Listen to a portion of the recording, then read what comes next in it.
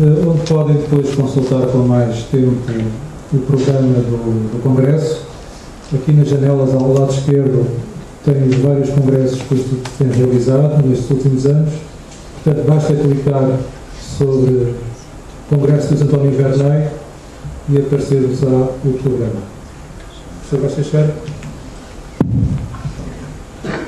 Boa tarde a todos. Começar por cumprimentar a Sra. Diretora da Biblioteca Nacional, os restantes membros da mesa, e cabe-me a mim justificar de alguma maneira a razão de ser do colóquio com esta designação e este âmbito e referir também qual vai ser a estrutura do Congresso. O Congresso que, dada na sociedade dos participantes, acaba por ser um Congresso internacional, porque há prevista a participação de uma brasileira, de uma professora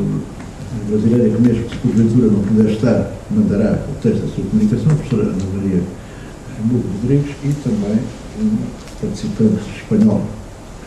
Ora, o que levou o Instituto Luso Brasileiro a propor a outras entidades a organizar um congresso com este título foi o seguinte: portanto, um congresso que não se limitasse ao estudo da figura de Verney, da sua obra, da sua influência, mas tendo em conta que Verney atravessa praticamente todo o século XIX. Ele nasceu em 1713 e morreu quase com 80 anos, em 92, que seria interessante aproveitar esta circunstância para uma reavaliação global que é urgente fazer da cultura luso-brasileira do século XVIII. Pois que há os estudos que têm havido são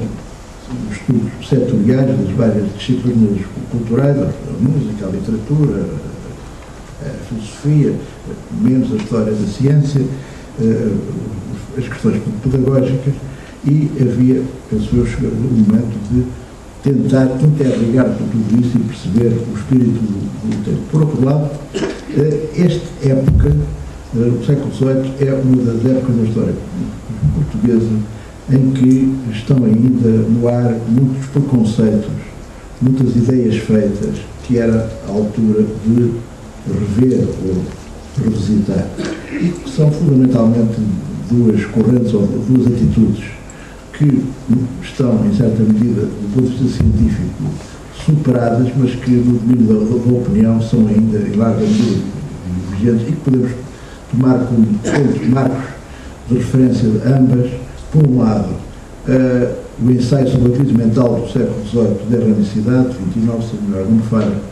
que representa uma visão ainda republicana, digamos assim,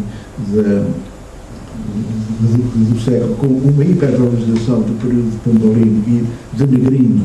o período joanino, e no outro lado a corrente que, de certo modo, cujo início pode marcar na Universidade e Cultura Europeia do professor Silva Dias, e em textos posteriores, que tem um olhar bastante diferente sobre este período, e, nomeadamente, quanto ao valor relativo no plano da cultura e da renovação cultural dos dois períodos, do período joanino e do período pombalino. E um reconhecimento cada vez mais maior de que o primeiro é muito mais importante do que se tem pensado e muito mais importante que o segundo. Pois todo o movimento de renovação da na primeira metade do século XVIII basta atentar nas datas das obras para perceber que tudo se passa entre meados dos anos 30 e os primeiros anos da década de 50, quando João José já está a reinar no espírito, digamos, a embalagem que vem de trás ainda está viva. Por outro lado, há outra questão que carece de ser revista, que é a questão do iluminismo em Portugal e o problema de saber se tem sentido o oxímoro que é iluminismo católico, forjado para a Espanha, para Portugal e para a Itália. E primeiro porque iluminismo é um termo unívoco e equívoco e plurisignificativo. Há três, pelo menos, o francês, o alemão e o inglês, e mesmo o inglês, ou o escocês talvez seja uma subespécie do iluminismo. Em que medida iluminismo e católico são coisas que se possam fundir, pelo menos se tomarmos como noção de iluminismo, o texto do Kant sobre o que são as luzes. Portanto, este conjunto de problemas que aconselhariam, ou aconselham a nossa perspectiva, que com olhos lavados se olhe de novo para o século XVIII e tendo em conta, naturalmente, o lugar de Verney e se procura interligar as várias manifestações culturais de modo que isso permite compreendê-las melhor, a sua articulação. Por outro lado, ainda de ter em conta que, contrariamente ao que a falsa cultura pensa, a preocupação da reforma educativa não é uma novidade do Verney. É preciso lembrar Martim dos apontamentos para a educação do menino nobre do Martim de Mendonça, que é de 34, a lógica racional, geométrica e analítica de Azevedo Fortes, que é de 44, 2 anos antes do Poder Médio. Todo o significado que tem a recriação filosófica começa a ser publicada em 51, portanto ainda na continuidade do juvenil, a todas as atribulações que o Padre Teodoro de Almeida sofre para ser concluída já em 1800, no último ano do século, e o trabalho do Ribeiro Santos, a questão pedagógica, a reforma do ensino, era uma questão muito presente durante esse período. E esta revisitação, digamos assim, terá que englobar também, está prevista uma comunicação com esse tema específico, mas o tema vai aparecer necessariamente várias vezes, que é, no fundo, as perspectivas que os grandes estudiosos de Verney deram, desde logo António Salgado Júnior, na edição da, infelizmente, recém-falecida Sada Costa, e cada um daqueles 5 volumes tem extensos prefácios que são fundamentais,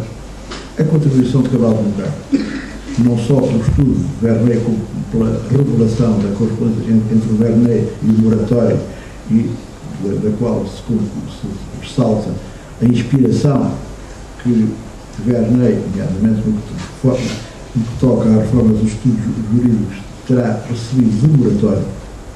Há, no entanto, uma pista nesta matéria que eu gostaria de explorar, ou que alguém explorasse, que é, há um texto do Vico anterior ao moratório, e o Vico foi o antecessor do moratório em Nápoles,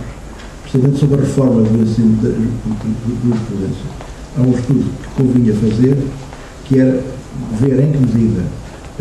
a proposta do Vico tem algum eco nas cartas do verdadeiro método que suportam a reforma dos ensinos jurídicos. Depois,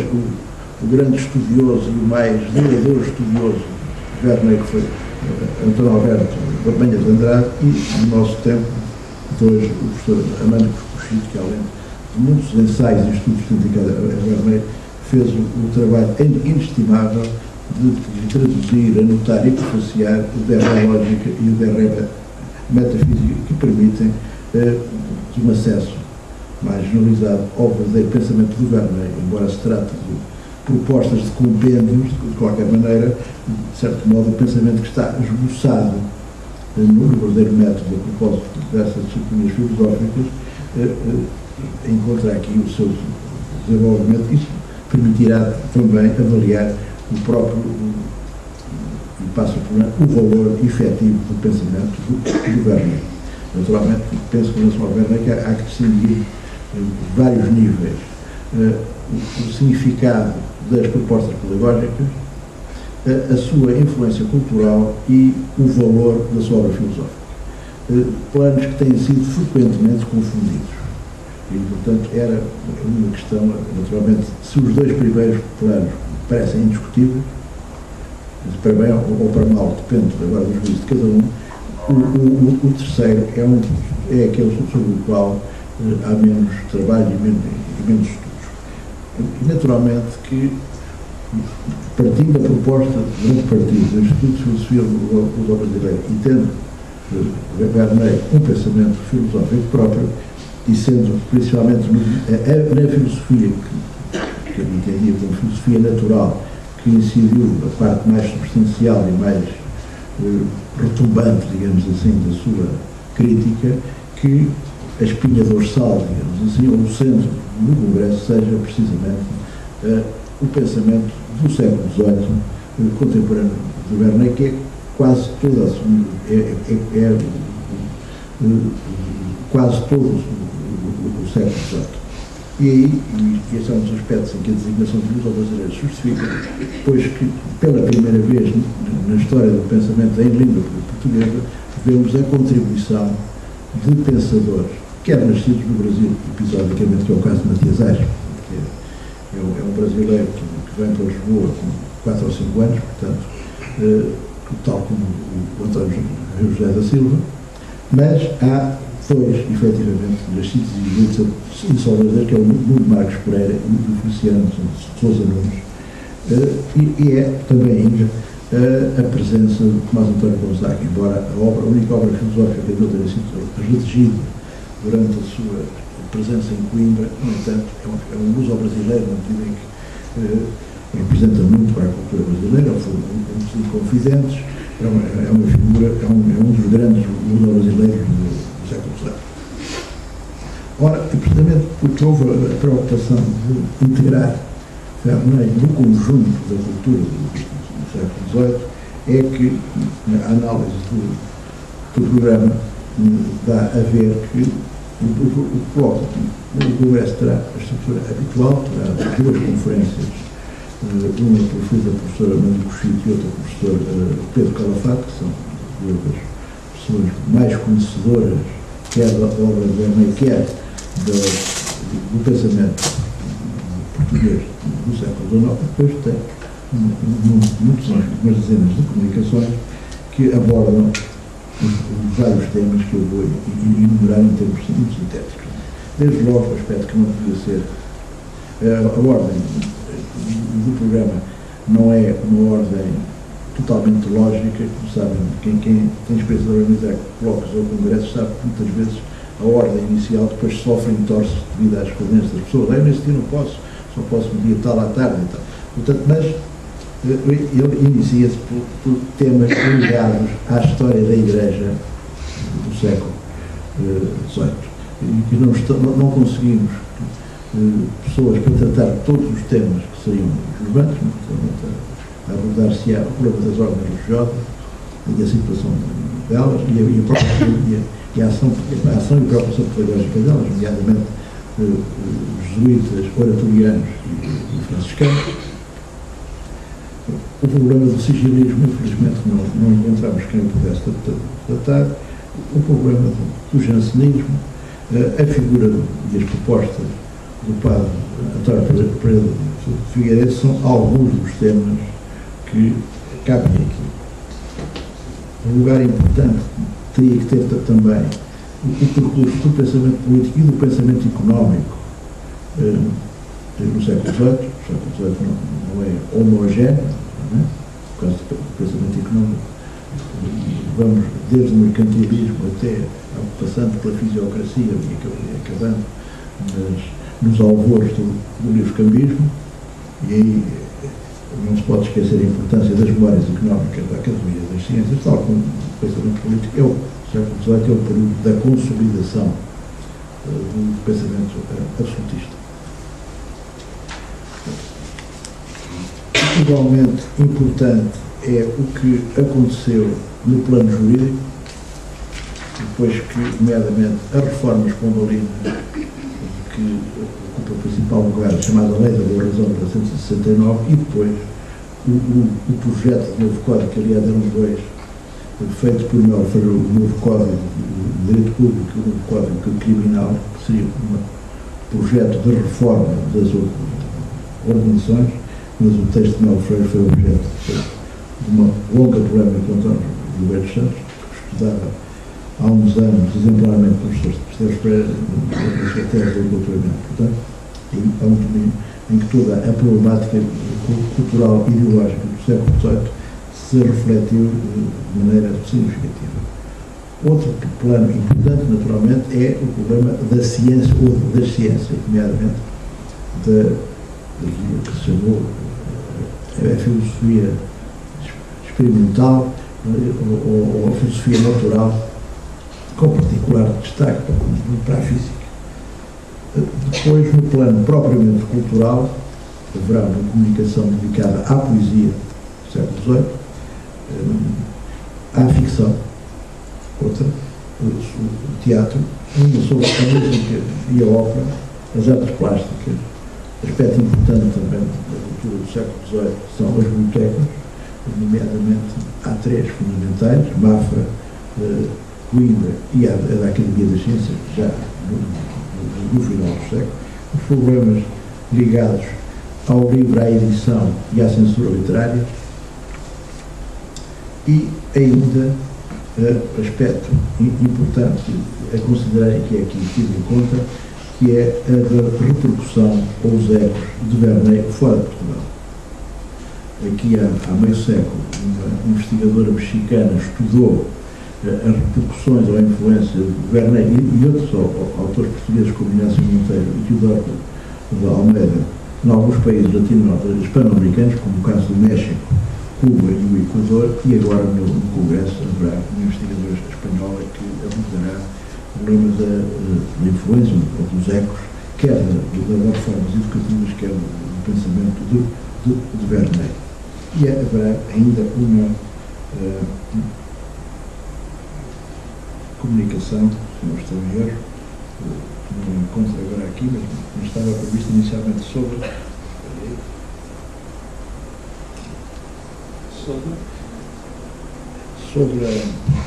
a Marinha. Não, isso o orador pediu escusa. Não salvei. Em termos breves, isto que foi pedido, é isto que propunha, é esta a razão de ser, é este o âmbito do Congresso, e esperemos que quer as comunicações, as conferências, quer os debates que surjam, quer depois, no fim, as atas, esperamos seja possível publicar, traga uma contribuição importante e nova para um olhar renovado sobre a cultura portuguesa luso-brasileira do século XVIII e principalmente sobre a articulação